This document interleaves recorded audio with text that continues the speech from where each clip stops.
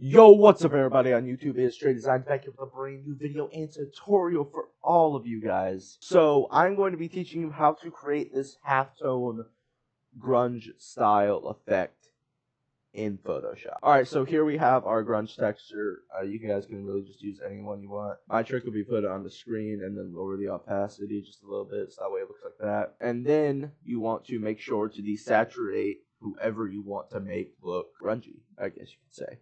You want to use hue and saturation, flip it to her, put the saturation all the way down.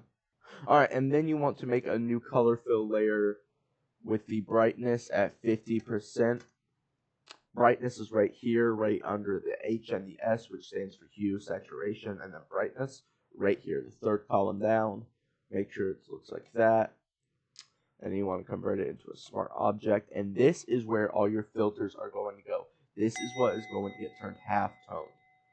Just so you know, I'm warning you right now. If you do it to her, it ain't gonna look good. But if you do try, all power to you. Do whatever you want. This is Photoshop. You can do whatever you want. I really do not care. Go into Filter Gallery. Click the halftone pattern.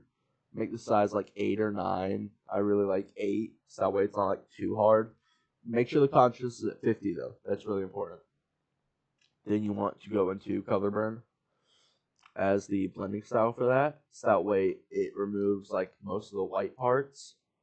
Well, actually all the white parts, and like makes the black parts like sort of transparent. Like not a whole lot though. And then you want to clip it to Tiffany Stratton or whoever you're using. I really don't care. And then this is where the trick comes in. You want to blur that motherfucker. Alright, you want to use some Gaussian blur, and then just blur it. Alright, see? This is how you get the effect. Right here. And you're saying, oh, Trey, that looks too dark. That looks way too dark. That's what the exposure was made for. So that way you can breathe the bright parts right back in there. And there you go. This is how it looks without it.